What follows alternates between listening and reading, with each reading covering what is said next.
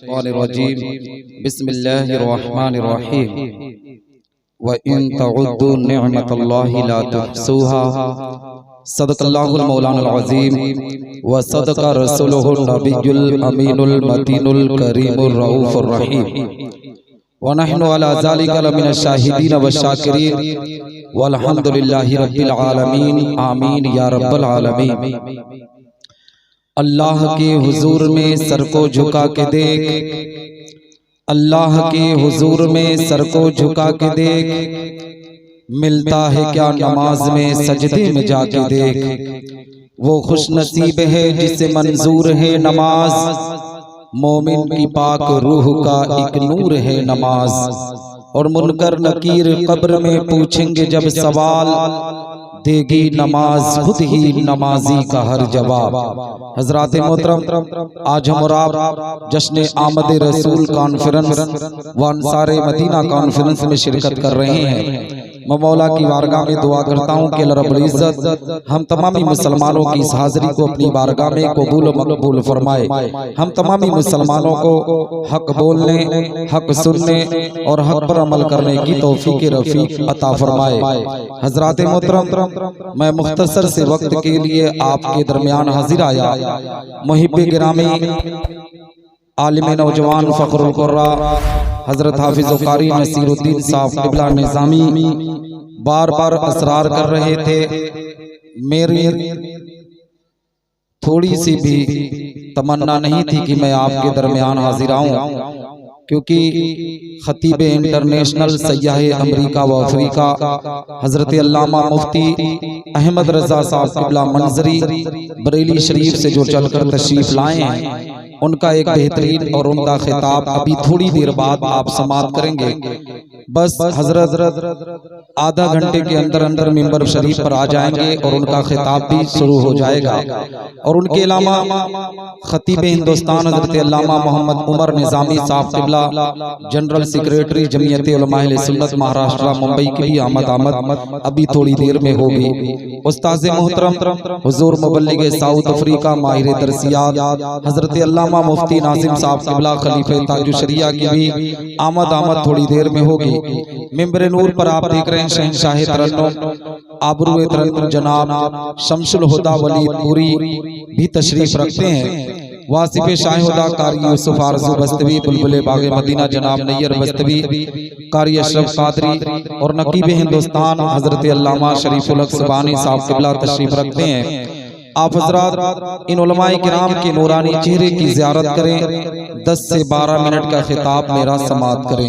हजरात मोहतरम, आइए कुछ अर्ज़ मारूफ से पेशतर हम और आप अपनी और सारी कायनात के मरकज़े अकीदत हुज़ूर रहमतुल लिल आलमीन शफीउल मुज़नबीन रसूल गिरामी वकार हम गरीबों के गमगुसार मदनी सरकार दोनों आलम के मालिक व मुख्तार आकाए करीम सल्लल्लाहु तआला अलैहि वसल्लम की बारगाह पुर अनवार में दुरूद व सलाम का नजराना अकीदत पेश करें और बावाज़े बुलंद पढ़ें। अल्लाहुम्मा सल्ली अला सय्यिदना मौलाना मुहम्मद बारिक वसल्लम सलातो व सलामुन अलैका या रसूलल्लाह सल्लल्लाहु तआला अलैहि वसल्लम।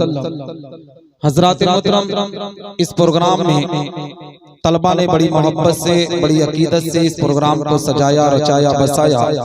इंतजार अंसारी साहब, आफ्ताब भाई, हाजी मुबीन साहब, शमीम भाई और दीगर लोगों ने बड़ी मेहनत व मशक्क़त किया। बिलखुसूस हमारे मस्जिद के खतीब व इमाम ने बड़ी मेहनत किया, तब जाकर ये जलसा हमारी निगाहों के सामने हो रहा है।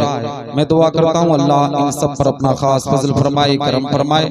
और जिन लोगों ने भी शिरकत जिस हिसाब से भी किया, अल्लाह उनकी शिरकत को कबूल फरमाए। हजरात मोहतरम, यहाँ हम और आप इकट्ठा हुए हैं आज एक पैगाम लेने के लिए कि आज बरेली की मुकद्दस जमीन से एक खतीब तशरीफ लाए। वो इंशाअल्लाह रब्बुल इज्जत इस्लाह मुआशा के ताल्लुक से गुफ्तगू करेंगे। मैं भी आप हजरात को ये बताने के लिए आया हूँ, ये पैगाम देने के लिए आया हूँ कि मुसलमान अपनी जिंदगी के अंदर कुछ चेंजिंग पैदा कर। आज तेरे हालात पर तरस आता है, तेरी जिंदगी पर हंसने का दिल करता है, इसलिए कि आज मुसलमानों का वकार इतना बुरा हो चुका है कि भारत की जिस सिमत में आंख उठाकर देखो, हर सिमत में हमें सताया जा रहा है, हर जगह हमारे वकार को मजरू किया जा रहा है, हमारी इज्जतों को सौदा किया जा रहा है, हमारी आबरू को लूटने की कोशिश की जा रही है। नारे तकबीर, नारे रिसालत मसलके आला हजरत, मसलके आला हजरत फैजाने हाफिज़े मिल्लत हजरत अल्लामा मुफ्ती अहमद रजा साहब क़िबला मंजरी, हुजूर मुबल्लिगे साउथ अफ्रीका हजरत अल्लामा मुफ्ती नाजिम साहब क़िबला मिसबाही। नारे तकबीर, नारे रिसालत। हजरात मोहतरम, आप देख रहे हैं मिंबर नूर पर हुजूर मुबल्लिगे साउथ अफ्रीका, आबरूए सुन्नियत, माहिर दरसियात हजरत अल्लामा मुफ्ती मोहम्मद नाजिम साहब क़िबला दामत बरकातुल कुदसिया की ज़ाते बाबरकात मिंबर पर तशरीफ रखती है। उनके अलावा खतीब इंटरनेशनल, माहिर उलूम व फ़नून हजरत अल्लामा मुफ्ती अहमद रजा साहब क़िबला मंजरी दामत बरकातुल कुदसिया, जो बरेली की मुक़द्दस ज़मीन से तशरीफ लाए और मिंबर पर तशरीफ रख रहे हैं। आप हजरात इन उलमाए किराम के नूरानी चेहरे की ज़ियारत करें और मुझ फकीर की थोड़ी देर की गुफ्तगू समाअत करें। हजरात, मैं ये अर्ज कर रहा था कि आज पूरे भारत की जमीन पर हमें क्यों सताया जा रहा है। भारत की जिस दिशा में देखो मुसलमानों की आबरू को लूटा जा रहा है। जब दिल में आया तो मुसलमानों के हिजाब पर पाबंदी लगा दी गई। जब दिल में आया तो मुसलमानों की तालीम और लियाकत पर उंगली उठा दी गई। मुसलमान तू दर दर की करे कब तक खाता रहेगा, तू अपनी जिंदगी के वकार को क्यों नहीं ऊंचा करता। मैं दावे के साथ कहता हूँ मुसलमानों, जिस दिन तुम अपनी मोहल्ले की मस्जिदों को आबाद कर दोगे, रब तबारक व तआला के घर में पहुंचकर अल्लाह की इबादत और रिवाजत करना शुरू कर देगो, रब तबारक व तआला उस दिन तुम पर रहमतों की बरसात अता करेगा। फिर भारत ही नहीं बल्कि दुनिया के किसी भी खित्ते में रहोगे, रब्बे कायनात तुम्हें कामयाब व कामरान कर।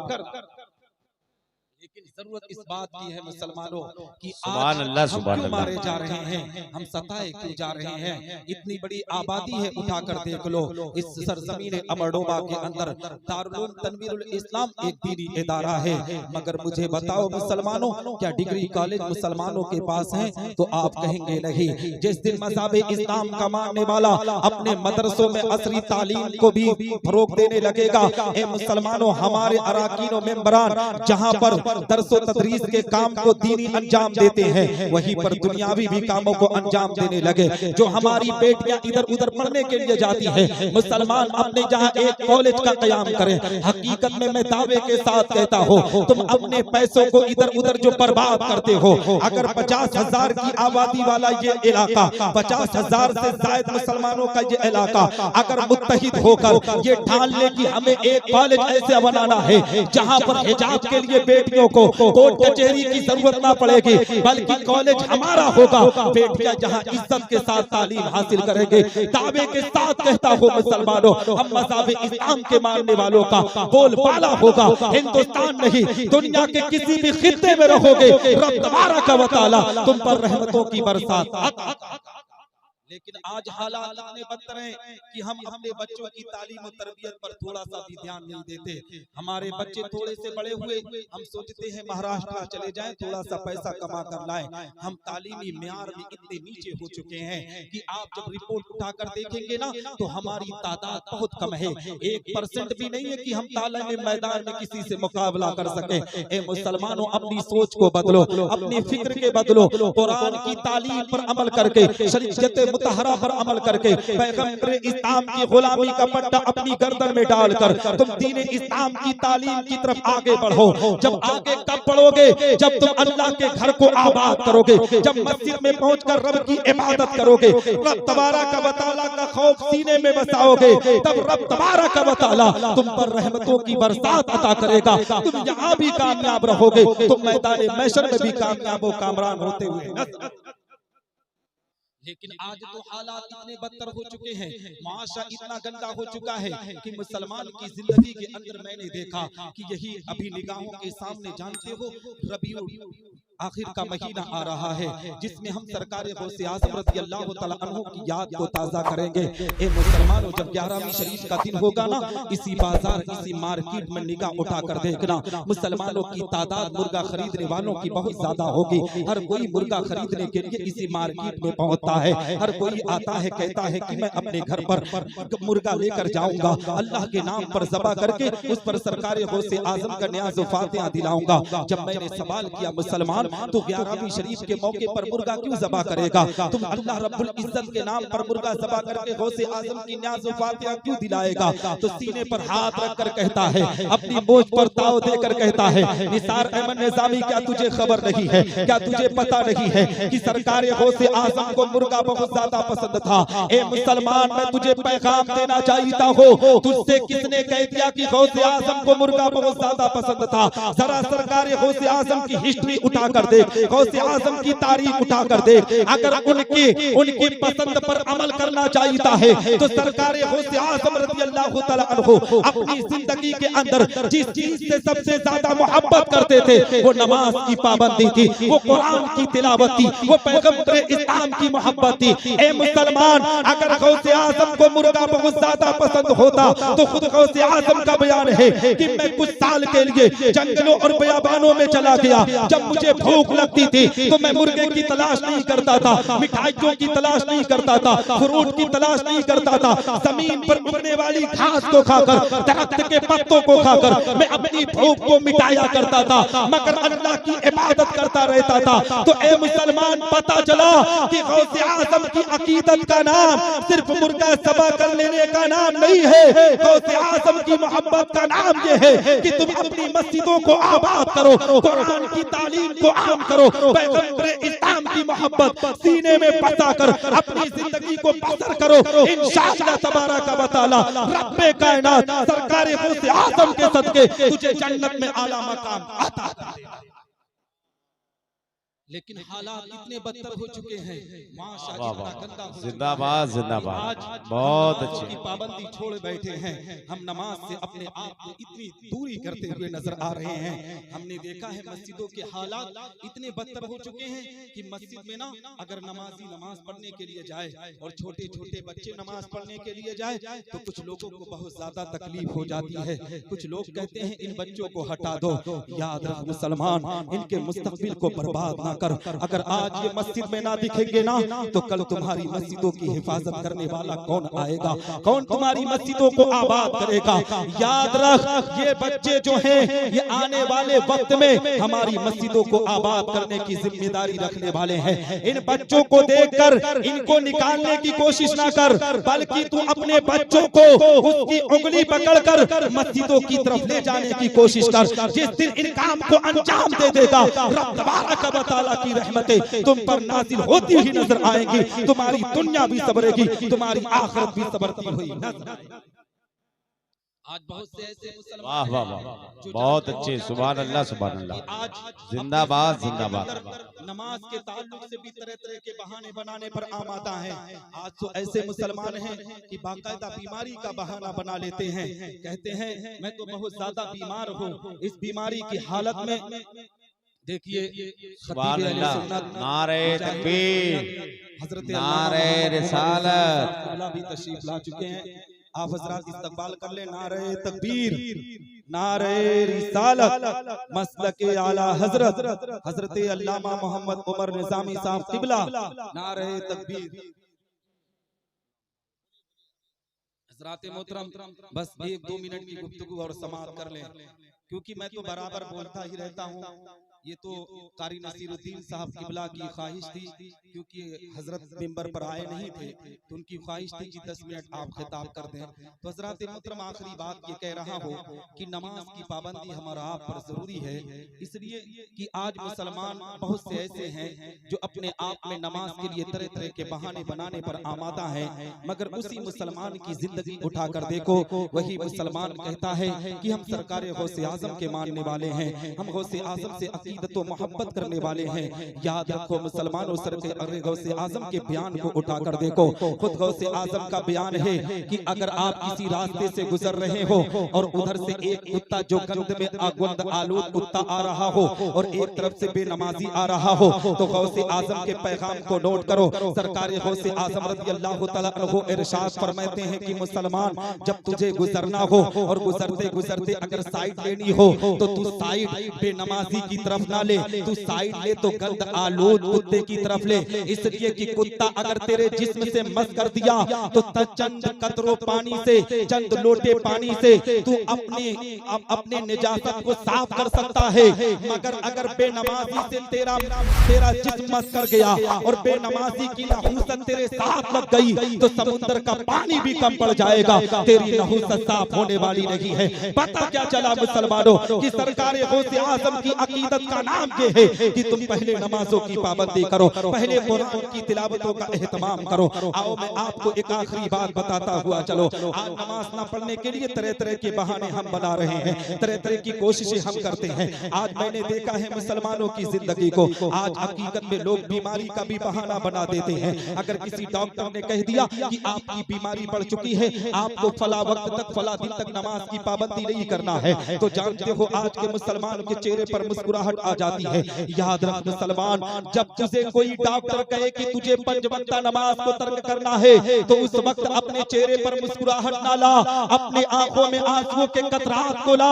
रब तबारक व तआला के फरमान को निगाहों के सामने रख। रब्बे कायनात इरशाद फरमाता है कि जब मैं अपने बंदों से नाराज होता हूँ तो उनकी रोजी में कमी नहीं करता, उनकी औलाद में कमी नहीं करता, उनके दौलत में कमी नहीं करता।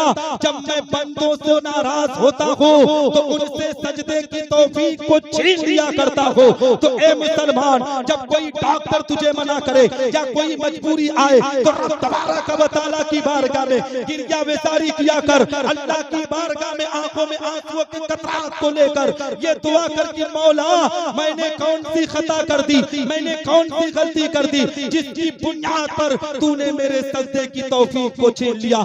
इंशाअल्लाह रब्बुल इज्जत, अगर खौफे इलाही में तूने आंसुओं के कतरात को जारी कर लिया, अल्लाह ने उन आंसुओं को कबूल कर लिया, तो तेरी मग़फ़िरत फरमाकर तुझ पर रहमतों की बरसात। सुभान अल्लाह, सुभान अल्लाह, सुभान अल्लाह, सुभान अल्लाह। सहाबा के अकीदे पर चलते हैं, है ना।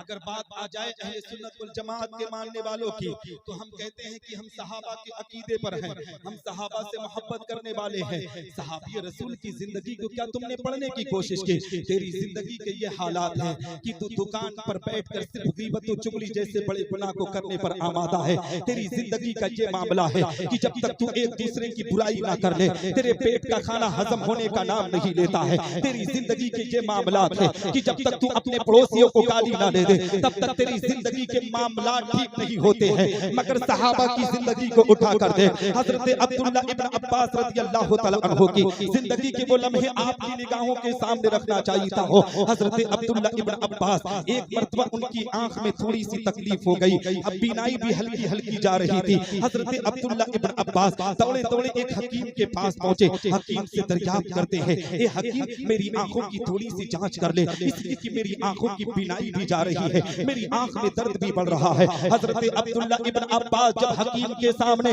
अपने तमाम मामलात को पेश किए तो ए मुसलमानों, हकीम ने कहा, ए अब्दुल्ला इब्न अब्बास, तेरी आंखों की मैंने जांच कर लिया है, तुझे कुछ और करने की जरूरत नहीं है, तुझे दवा लेने की जरूरत नहीं है, तुझे किसी काम को करने की जरूरत नहीं है। अब्दुल्ला इब्न अब्बास, तू एक अमल कर ले, तेरी बीनाई ठीक हो जाएगी, तेरा दर्द ठीक हो जाएगा। हजरत अब्दुल्ला इब्न अब्बास ने कहा था, बता वो कौन सी बात है, मैं उस पर जरूर अमल करूंगा। हकीम ने कहा था, ए अब्दुल्ला इब्न अब्बास, तुझे 40 दिन तक 5 वक्त नमाज को तर्क करना होगा। तू 5 वक्त नमाज को तर्क करेगा, अल्लाह तेरी बीनाई को भी अता करेगा, तेरे दर्द को भी ठीक करेगा। मुसलमान, अब अपने कलेजे पर हाथ रखकर मुझे बता, अगर इस अमरडोबा का कोई मुसलमान होता, कोई डॉक्टर ये बात कह देता तो उसके चेहरे पर मुस्कुराहट हो जाती। मैंने देखा है कि अगर रमजान के महीने में कोई डॉक्टर कह दे कि बीमारी की हालत में तुझे रोजा नहीं रखना है, तो वो सलमान आंखों से आंसू बहाने के बजाय अपने चेहरे पर मुस्कुराहट लाकर लोगों के सामने उन बातों का जिक्र करता हुआ नजर आता है। और अगर नमाज की बात आ जाए तो मुस्कुराहट ला के बात करता है, मुझे तो डॉक्टर ने मना कर दिया है इसलिए मैं नमाज नहीं पढ़ता हूँ। मगर अब्दुल्ला इब्न अब्बास की जिंदगी की तारीख उठाओ। हजरत अब्दुल्ला इब्न अब्बास ने कहा था, ए हकीम तू सुन ले, अब्दुल्ला इब्न अब्बास अपनी पूरी जिंदगी अंधा रहना गवारा कर सकता है, दर्द को बर्दाश्त कर सकता है, मगर अब्दुल्ला इब्न अब्बास के इश्क को ये गवारा नहीं कि एक वक्त की मैं नमाज कज़ा करो। तो ए मुसलमान, अगर तू सहाबा के अकीदे पर अमल करता है तो अपनी मस्जिदों को आबाद कर दे, कुरान की तालीम को आम कर दे, पैगंबर इस्लाम की गुलामी का पट्टा अपनी गर्दन में डाल दे। रब तबारक व तआला तुझ पर रहमतों की बरसात अता करेगा, तुम्हारी दुनिया भी सबरेगी, तुम्हारी आखिरत भी सबरती हुई। अब यहीं पर अपनी गुफ्तगू खत्म करता हूँ क्योंकि वक्त नहीं है और मैं खड़े होकर बोलता भी नहीं, आप हज़रात को पता भी है। मैं दुआ करता हूँ अल्लाह रब्बुल इज्जत मुझसे बोलने में कहने में छोटी या बड़ी गलती हुई हो तो मेरी गलतियों को माफ फरमाए। मेरे एहसास से